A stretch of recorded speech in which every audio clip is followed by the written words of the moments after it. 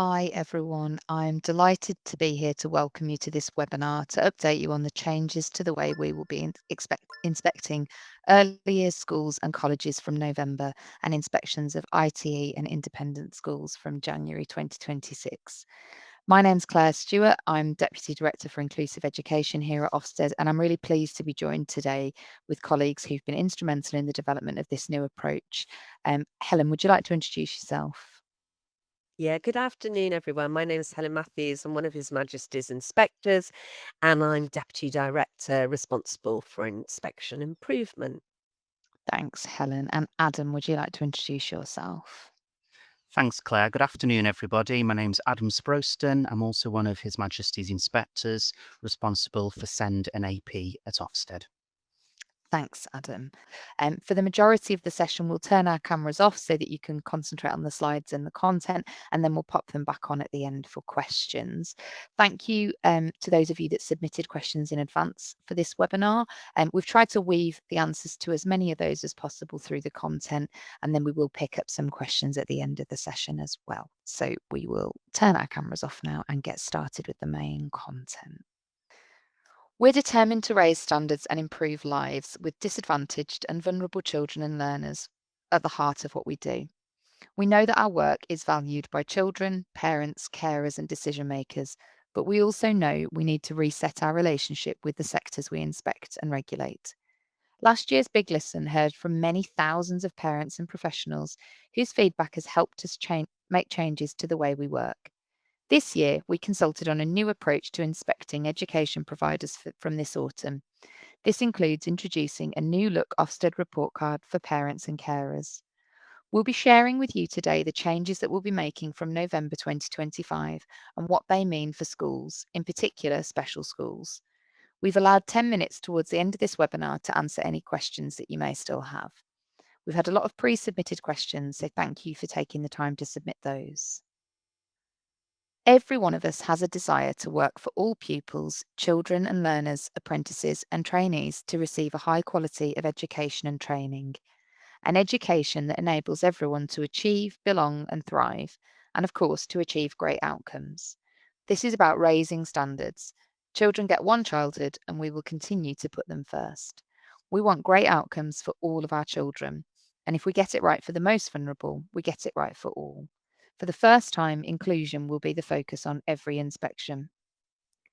Parents have told us they want better and more detailed information about where their child's school, nursery, or college has strengths and areas for improvement. We want to celebrate a special school's strengths, validate what leaders are telling us about their setting, and work with leaders to highlight what needs developing further. We remain committed to improving how it feels to be inspected, while continuing to encourage and support providers to raise standards. We do not expect any provider to be doing more than it needs to just for Ofsted. The inspection toolkit is based on statutory duties and guidance, non-statutory guidance, professional standards, research and inspection evidence. We're committed to working with leaders to determine the areas of inspection focus and agree the most appropriate activities tailored to the specific provider. Let's have a look at our journey so far. Following last year's Big Listen, we set out our ambition to reset relationships with the professionals we inspect and regulate, while maintaining the confidence of children, parents, and carers. This included renewing the education inspection framework and introducing new report cards. In February 2025, our 12-week consultation set out a series of proposals for change, covering early years, state-funded schools, non-association independent schools, further education and skills, and ITE providers. Over 6,500 responses came in, alongside insights from focus groups, expert discussions, test visits, and independent research. Today's changes are grounded in that rich evidence. Alongside our consultation response, which is available on gov.uk, we've published updated inspection toolkits and operating guides that reflect a more empathetic, child-focused approach, especially for those who are disadvantaged or vulnerable, whilst making sure we don't lose sight of our core purpose and our collective drive to raise standards. The reforms will come into effect in November 2025 for early years, state-funded schools and further education colleges. The changes will come into effect for ITE and independent schools in January. Our proposals were not set in stone. We've carefully listened to all of the feedback from the consultation, and we've tested and further refined our methodology. We believe our new approach represents the right balance between the interests of parents and children and the wishes of education professionals. Our core purpose and driving mission is to keep children and learners safe and improve their lives. Key changes include a new inspection report card to highlight excellence and identify areas for improvement, driving high and rising standards. The report card will provide more nuance for parents and providers, combining at-a-glance grades with narrative summaries of strengths and areas for improvement. Following extensive feedback and user testing of February's proposed version, the report card has been redesigned to make it more accessible, particularly on mobile devices. A new 5-point grading scale to set high expectations while encouraging improvement where it is needed. In response to feedback from professionals and parents about the proposed terminology, the final set of grades has changed to urgent improvement, needs attention, expected standard, strong standard, and exceptional, to identify the very best provision in the country. In a change from the initial proposals, providers will not be asked to submit case studies for approval. Instead, inspectors will evaluate exceptional practice by applying the toolkit, subject to the usual quality assurance and consistency checking. A renewed focus on inclusion by introducing a new inclusion evaluation area to help break down barriers to learning and well-being. Inspectors will evaluate whether education providers are providing high-quality support for all children and learners, especially those from disadvantaged backgrounds, those who have SEND, and those who are known to children's social care. New inspection toolkits for grading providers. Toolkits show providers and inspectors the evaluation areas that we'll focus on and how we'll assess and grade providers. There is a wider range of evaluation areas than in our current methodology, but following feedback, the number of core evaluation areas has been streamlined. In response to feedback, the definitions of grades have been tightened to more clearly differentiate between them.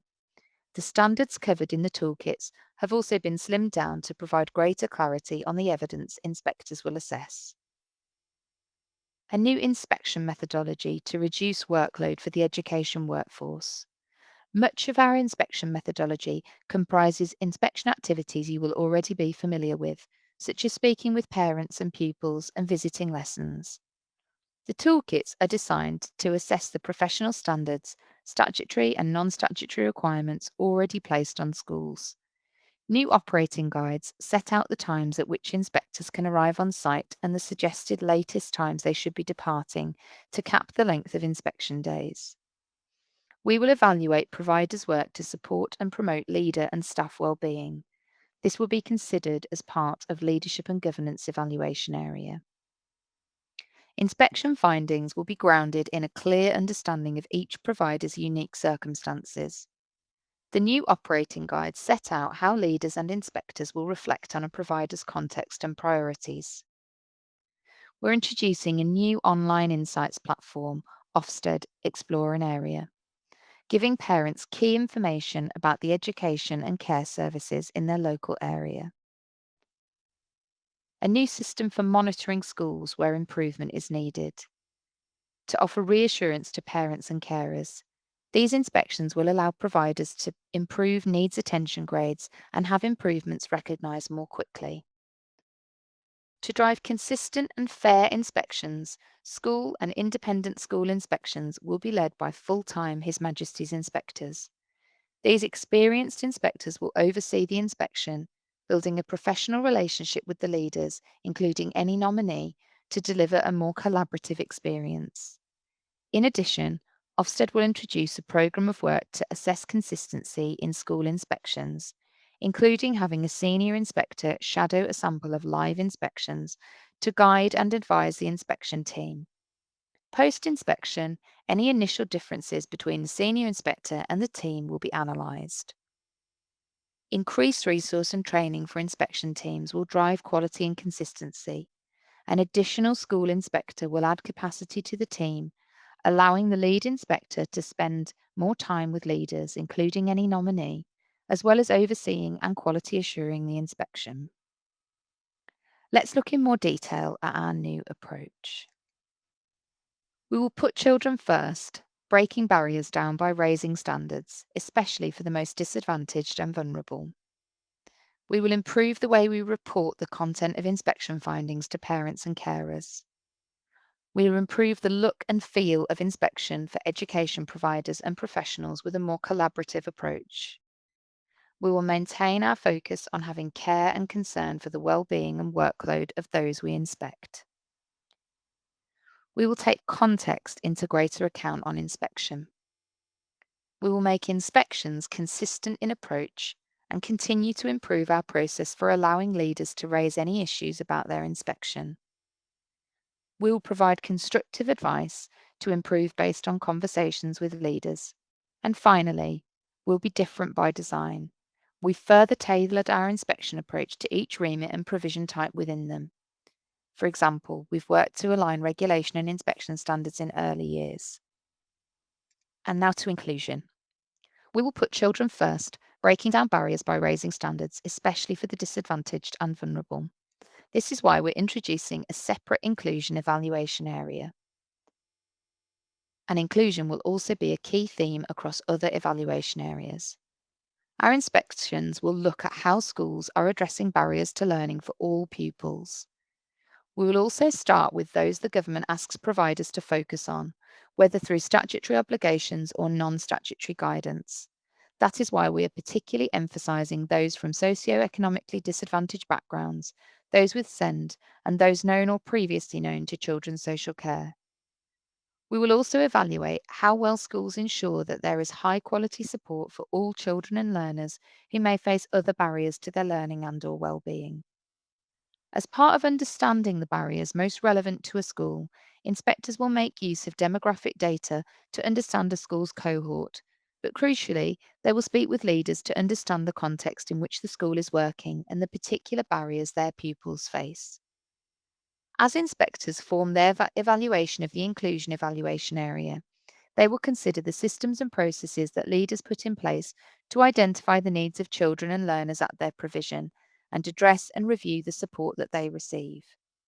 In addition to that, each area of the toolkit will have a focus on those pupils who face the greatest barriers to ensure that things are working well for all pupils, be that teaching and curriculum, the school's practice around attendance and behaviour, or personal development and well-being. When we talk about a strengthened focus on inclusion, we are talking about how inspectors will gather evidence in a rounded and meaningful way. This is not about one-off checks. It is about understanding how leaders support every pupil, especially those who face barriers to learning and/or well-being. First, inspectors will talk with leaders about how pupils' needs are identified and met. Secondly, inspectors will look at contextual data. The numbers alone do not tell the full story, but they help frame questions which we will build on through discussion with leaders and staff. Thirdly, we will carry out case sampling. This is a form of initial evidence gathering which helps us understand the outcomes and experiences of pupils who face barriers. It involves selecting a small sample of pupils and tracking them across inspection activities to gain a deeper understanding of their experiences and outcomes. This is then connected to wider evidence about the outcomes and experiences for all pupils. Case sampling is not the same as a case study. We do not ask or require any staff to prepare case studies for an inspection. Finally, inspectors will go on learning walks with leaders. These are opportunities to evaluate inclusion in action across classrooms and subjects, connecting what leaders tell us with what pupils are experiencing day to day. By combining these approaches, inspectors build a picture that is fair, evidence-based, and rooted in the reality of each school's context. In response to what we heard in the consultation, we've reduced the number of evaluation areas from those we initially proposed. The evaluation areas are now those that you see on screen. You will see that behaviour and attendance now form one evaluation area, and that curriculum and teaching form one evaluation area. I'll now hand over to Helen, who's going to talk you through our new toolkits. Thank you, Claire. So our toolkits show providers and inspectors the evaluation areas that we'll focus on, and within them the standards we will evaluate to inform our grading. The inspection toolkit is based on statutory duties and non-statutory guidance, professional standards, research and inspection evidence. The toolkit is absolutely not a checklist. It is used to guide conversations, reflect on evidence, and make sure grades reflect the evidence that's gathered. It supports a shared understanding and discussion of the strengths of the school's work, its context, and areas for further exploration. Inspectors will apply the toolkit evaluation areas, themes, and standards, tailoring our activities to each special school's specific context. And as we have said, nothing in the standards set out in the toolkit should add to a special school's workload, nor do we expect them to have completed any form of self evaluation. However, you may wish to use the toolkit to support your continuing improvement, and we will expect leaders to share their strengths, successes, and priorities. We have carefully reflected on the evaluation areas in our consultation and how these should apply for different remits across different sectors. So let's have a look at the toolkit. There is a covering page for each evaluation area, which includes a summative statement at the top. This is designed to help schools and inspectors to see at a glance what that particular evaluation area is about. There follows a statement to remind us that our grading standards are based on what you already do. As Sir Martin Oliver stated, the toolkit will make it clearer than we ever have that schools shouldn't be doing anything just for the days that our inspectors come in. They shouldn't be spending a single minute or single penny on anything that isn't in the best interests of your children. Following that statement, the toolkit sets out the most significant contributory factors that underpin our approaches to evidence gathering and grading. This is very much based on the research that underpinned the education inspection framework. We have been really clear that our renewed framework will ensure that there is consistency in inspection practice. And we've also made sure that the toolkit is reflective of each remit and the differing phases and provider types within it. In our toolkit, we've included an explanation of how the toolkit should be applied within different school types. For example, in curriculum and teaching, inspectors will consider what practice looks like in the early years, in primary, in secondary, and in post 16, and in specials. So, in early years, we will look at how well the youngest children are developing strong foundations such as early communication, language, and number skills.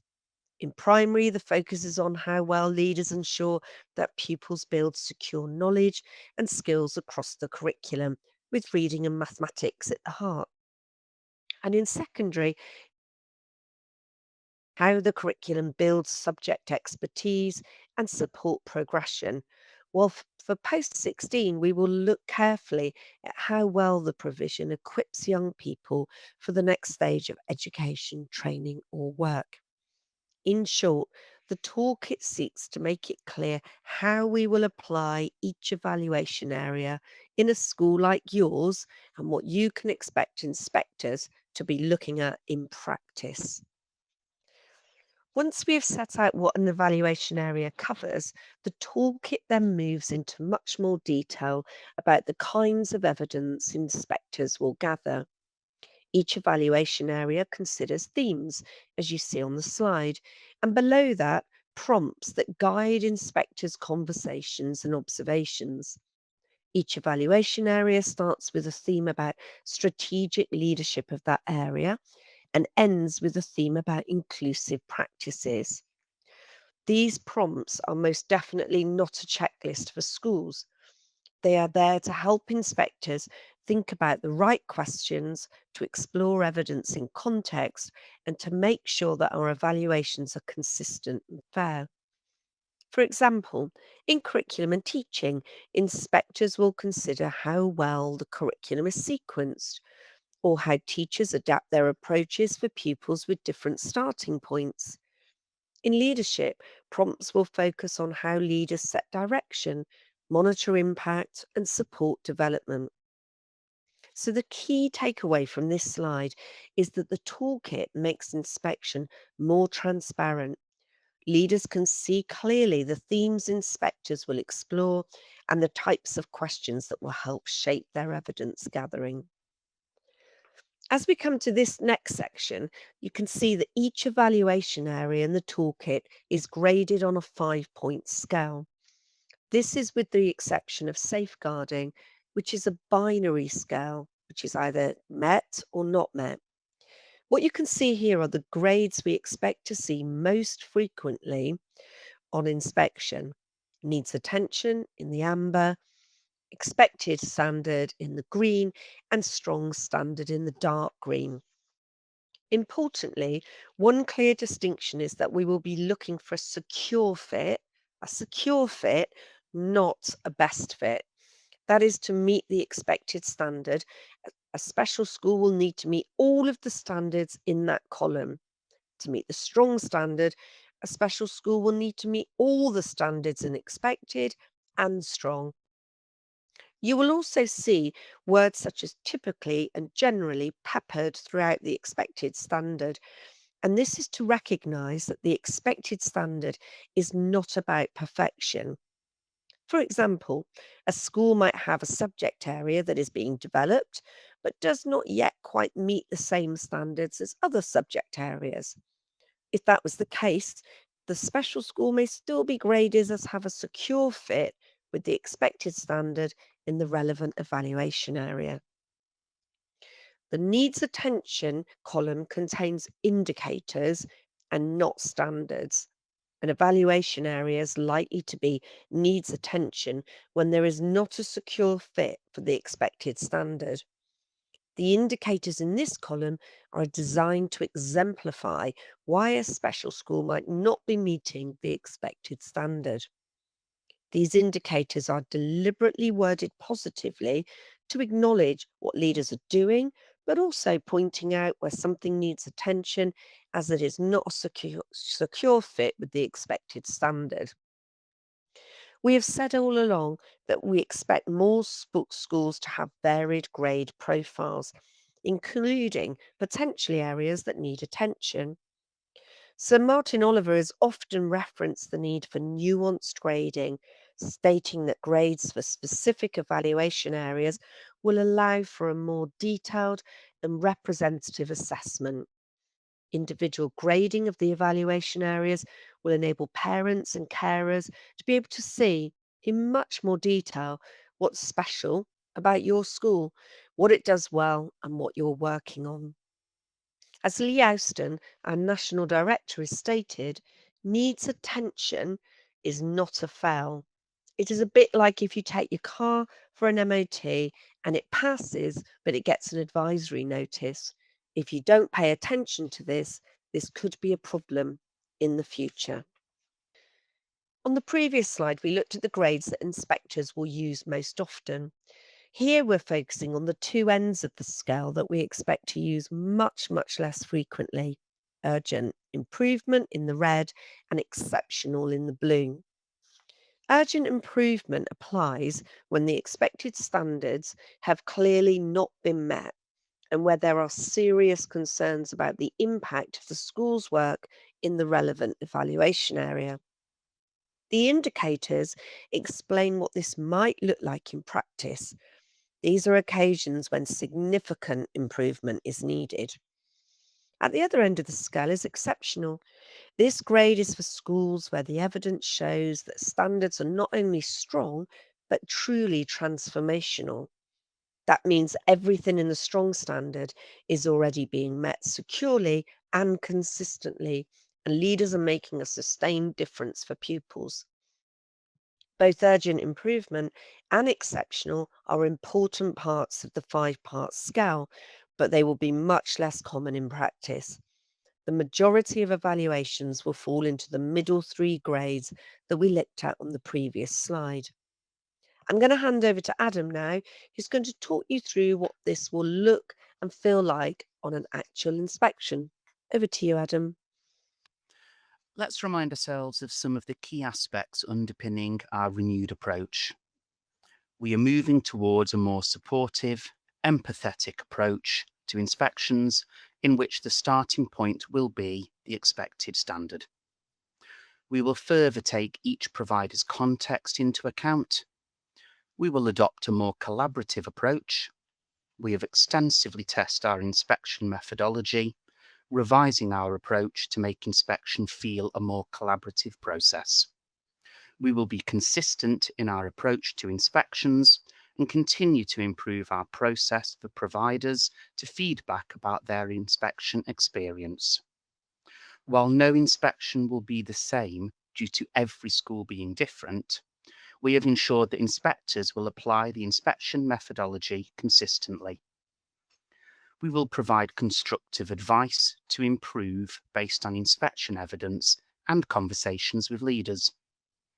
We will do all of this through a values-driven approach to inspections, that which is professional, empathetic, respectful, and courteous. The Ofsted Academy will run the largest package of training Ofsted has ever offered for an inspection launch to inspectors, alongside webinars like these and events for education professionals. Over the next few slides, we will provide a broad overview of the inspection process.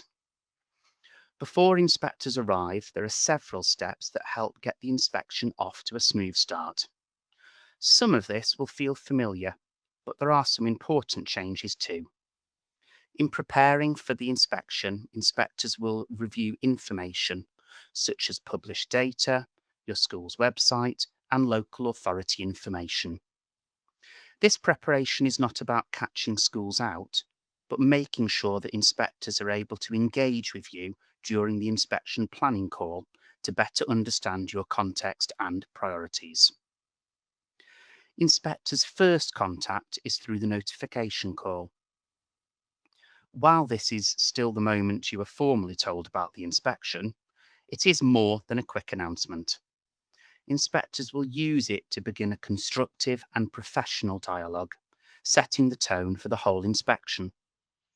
They will ask about your context, check well-being, and agree a time for the planning call. Schools will be asked to nominate someone to act as the main link with the inspection team. We call them the nominee. They are to help with communication, logistics, and making sure that your context is properly understood. It is not compulsory, and you are not disadvantaged if you choose not to have a nominee. There is optional training available for nominees to further support them in this role.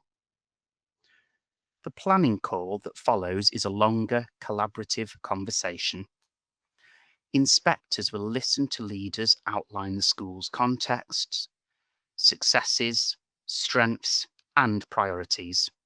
They will work with you to co-construct the day one timetable, confirm any reasonable adjustments, and discuss how evidence will be gathered. The aim is to make sure inspectors arrive already clear about your school's specific circumstances and the things that matter most in your school. So, while the steps we have just gone through, some may sound familiar, but what has changed is the emphasis. More consideration of context from the very first phone call, and a more collaborative approach to shaping the inspection before inspectors arrive on site. Inspectors will gather evidence to enable them to celebrate strengths in pupils' achievement, belonging, and ability to thrive, validate leaders' priorities and progress, highlight priorities for improvement. Inspectors will start with a brief meeting with school leaders and, if requested, may speak with staff. The lead inspector will check the single central record early on. The leaders will be able to walk their school with the lead HMI. This is an important opportunity for leaders to show the lead inspector their context. First-hand evidence gathering with a strong focus on pupils' experiences begins early, particularly how pupils are included and kept safe. Inspectors will speak with pupils during lessons and social times, visit classrooms alongside leaders, and walk the school to connect leadership priorities with what pupils actually experience. These activities allow for ongoing professional dialogue between inspectors and leaders. Inspectors will look closely at how support is provided to pupils who may need extra help, using case sampling to understand how inclusion works in practice. This broad approach helps build a clear picture of how well the special school supports pupils to achieve, belong, and thrive. Inspectors may carry laptops during their visits, but not always. When they don't, they'll need time back in the team room to record their observations. There will be several opportunities for leaders and the nominee, where there is one, to meet with the inspection team to discuss emerging findings. The first of these reflection meetings typically takes place around lunchtime on day one. These discussions promote open, professional dialogue and allow for adjustments to the inspection plan based on what inspectors are seeing. The afternoon continues with further evidence gathering and focused leadership meetings, including one with the designated safeguarding lead. These meetings, planned in advance, help inspectors to explore key areas such as inclusion and leadership in greater depth. The final day will end with a final reflection meeting between inspectors and leaders. Typically, inspectors will leave the site at 5 p.m. Day 2 will start with a reflection meeting and will conclude with a grading meeting. Inspectors will gather evidence through inspection activities that have been confirmed at the end of day 1. There will be further learning walks and, where appropriate, case sampling in keeping with our focus on children who are disadvantaged, those with SEND, and those who are the most vulnerable. Professional dialogue will continue throughout the day, rooted in the evidence that is being gathered and the inspection toolkit. These discussions will be ongoing through evidence gathering activities and in reflection meetings between inspectors and leaders, including the nominee where the school has chosen to have one. The final reflection meeting will be the formal grading meeting. This is when inspectors evaluate the evidence gathered, including that already shared and discussed at the reflection meetings. Provisional final grades will be determined based on a secure fit. This meeting will be followed by the final feedback meeting, in which provisional grades, grounded in the evidence gathered, will be shared. This feedback will cover all the points that will appear in the written report card. So we're going to move on to special schools, colleagues. So what does this mean for special schools? You, as leaders of your school, are best placed to know the context of your school and the needs of your pupils best. Throughout the inspection, but especially during the planning call, it will be helpful to inspectors for you to share as much information clearly around context, needs, and curriculum. From the start of the inspection, inspectors will want to be around the school site. For example, at the start of the school day, which may involve seeing pupils transitioning from the taxis or buses and their parents. This will help inspectors to understand the school's culture and breadth of support offered to pupils throughout the day. Inspectors know that a special school is not required to appoint a special educational needs coordinator. However, it is likely that a member of staff will be coordinating provision and support for pupils with SEND. Inspectors will therefore work closely with the member of staff or team throughout the inspection. When inspectors evaluate achievement for pupils with SEND in specialist or mainstream settings, they will recognise that published outcomes data may not give a sufficiently detailed picture of the progress and achievement of some groups of pupils, or that such data might not be available, and therefore evidence gathered on site will be crucial to evaluating achievement. They will consider pupils' starting points and the progress they are making from them.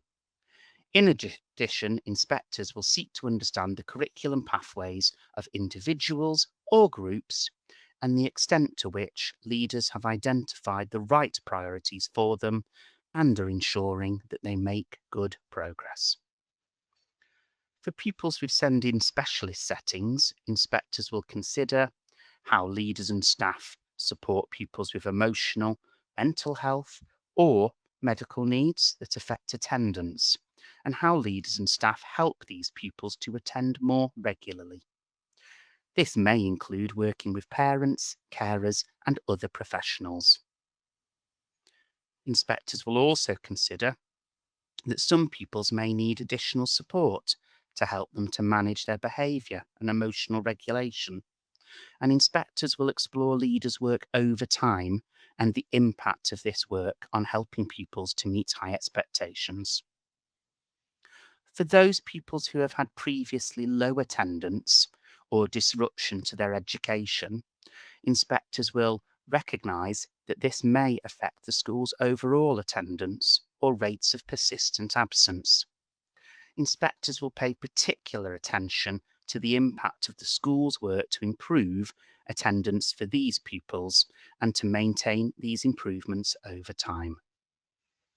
Understand that pupils' participation in enrichment opportunities may vary according to their needs and circumstances, and they will also recognise that these pupils may face increased risks relating to their age rather than their developmental stage. Inspectors will seek to understand how the school supports pupils with SEND to access, in ways which are developmentally suitable, the age-appropriate content they need to learn to keep themselves healthy and safe. As we've just discussed, we know that pupils attend special schools with a wide range of needs. Having listened to you and understood the context of your provision and its pupils, lead inspectors will, with you, use this information to establish the most appropriate focus for inspection activities, such as the learning walks. Inspectors will want to gather evidence about the extent to which the curriculum and how it is taught builds pupils' knowledge and is adapted to meet their needs. Inspectors will want to visit lessons relating to any specialised curriculum that you offer.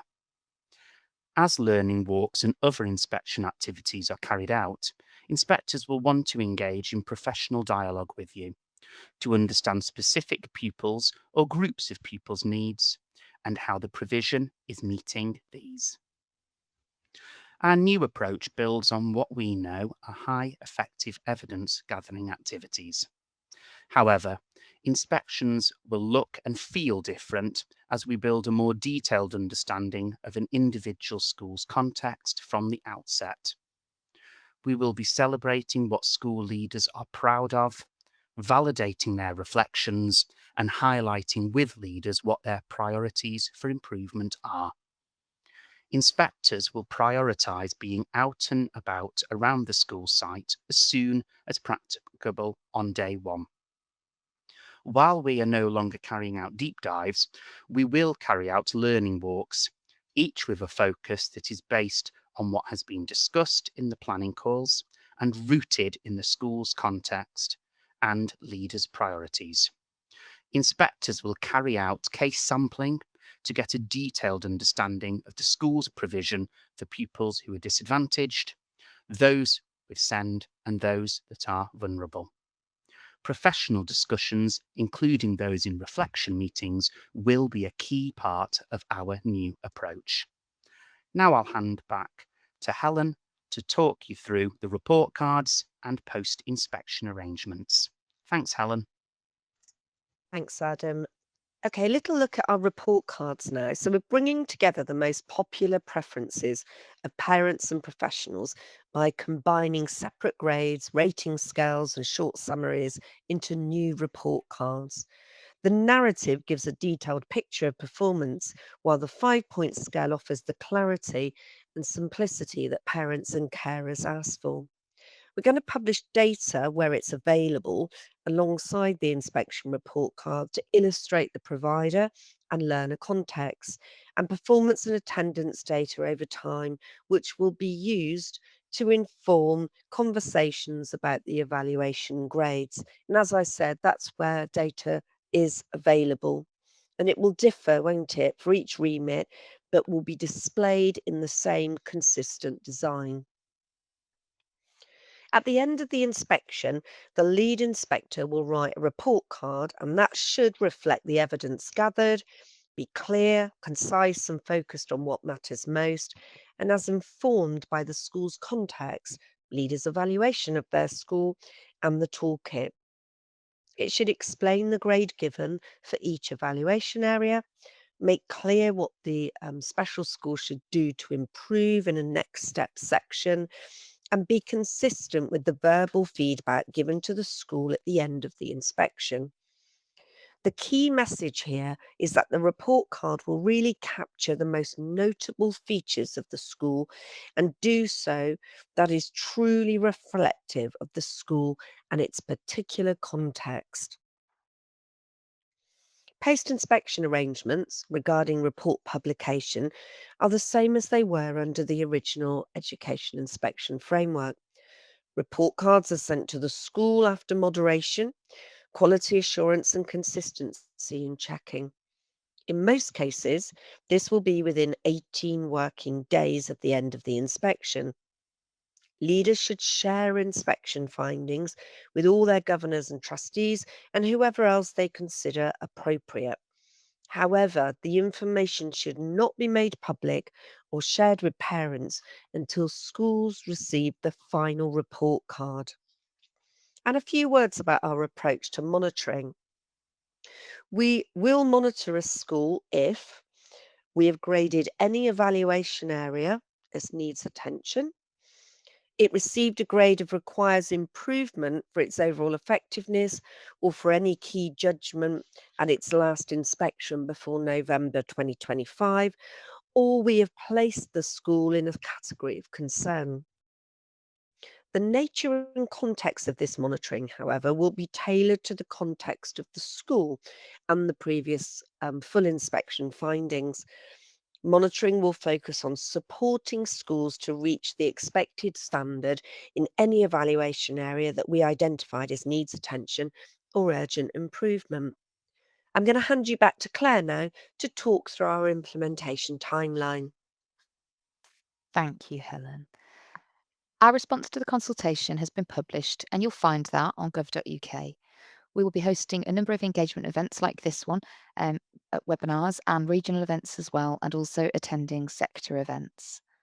All education inspectors will also complete comprehensive training to support the transition to the renewed framework before being deployed on a live inspection. For openness and transparency, full inspector training materials will continue to be published online via the Ofsted Academy once inspectors have completed the face-to-face training. In addition to this training package, Ofsted will undertake pilot visits to volunteer settings, giving inspectors vital experience of full end-to-end inspections before November. These pilot visits are being quality assured by Ofsted's National Director for Education and Principal Inspector. We will resume routine inspections under the renewed framework in November as planned. During this period, we will maintain urgent inspections and regulatory activity in schools, early years, and further education and skills settings. We will also conduct a series of pilot inspections, giving inspectors the opportunity to gain a deeper understanding of the approach in practice. Standard inspections of independent schools are continuing through the first half of the autumn term to ensure that all schools receive a standard inspection within the current cycle, which began in January 2023. Additional inspections of independent schools will also continue as commissioned by the Department for Education. Standard inspections for non-association independent schools under the renewed framework will then begin in January 2026. When we begin inspections in November, we will do so through what we are calling our steady and assured start.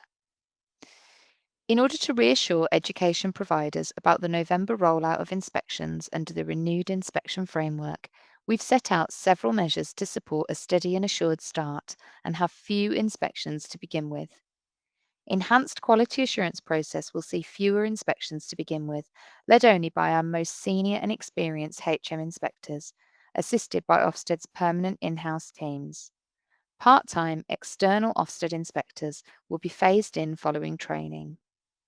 In the autumn term, a random sample of providers will be invited to take part in exit interviews with His Majesty's Chief Inspector Sir Martin Oliver, our National Director for Education, and senior Ofsted officials to hear about their inspection experience and reflect on the implementation of the reforms. His Majesty's Chief Inspector will also invite sector representatives to roundtable meetings to share their thoughts on the renewed framework as part of our commitment to transparency and listening to feedback. On occasion, we do receive requests from schools for the deferral of an inspection.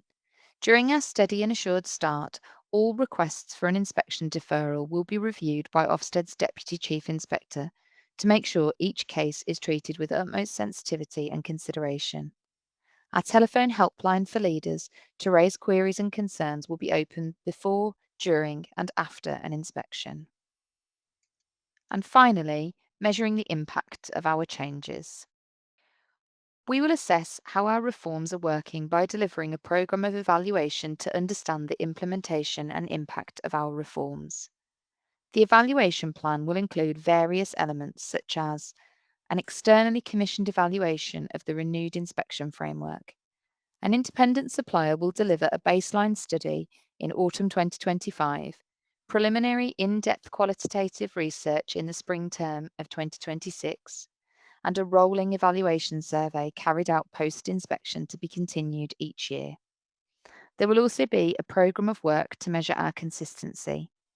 This includes testing consistency through HMI shadow inspections, a desk-based study using vignettes, and through data that informs the weekly consistency meetings. Further planned evaluation of the changes, such as engagement with parents and carers, providers and inspectors about the implementation of the framework. Before we turn to questions, we'd just like to share a quick link to the resources mentioned today. To find out more about the changes and what they mean for you, you can scan that code there on screen. And we'll come to the questions that we've been trying to answer as many as we can in that people have been popping into the chat. And we've also got some pre-submitted ones as well. So we'll come to as many of those as we can in this final 10 minutes. And we'll pop our cameras back on for that. So Adam, a question possibly for you, just around the kind of focus on children with a social worker or those in kinship or previously who've been looked after. Can you just give us a bit more information about the focus on those groups of children, please? Yeah, great question, thanks. We've focused on three groups, so socioeconomically disadvantaged pupils, those known to or previously known to social care, and those with SEND. But we've also importantly discussed today context, and that we're also going to focus on other pupils who may face barriers to their learning or well-being. And that's really important as we want to focus more than ever on your context as special schools, individual children, but also your local context. I've picked up a few questions about that in the chat as well. We don't have an exhaustive list of these factors, but as you've mentioned in the question there, Claire, it may include those in kinship care arrangements, young carers, or other children and young people. And we want to really work closely with leaders to understand these groups during the inspection and use our inspection activities to understand their experiences and outcomes better. Thanks very much, Adam. And Helen, Will all Ofsted inspectors receive training specifically for inspecting special schools? Yeah, absolutely. And there's been quite a few questions in the chat about inspector expertise, etc. And wherever possible, Mm. we like to schedule inspector expertise in inspecting or working within special school sector. Is specific training. Every year we run specific training for inspectors, and already I think we've got quite an intensive training program in place for all of our HMI and eventually all of our Ofsted inspectors too. And that will include some quite intensive training around special schools. As Adam said, the most important thing about this new framework is taking into account context. And I know there are quite a few questions in the chat about that.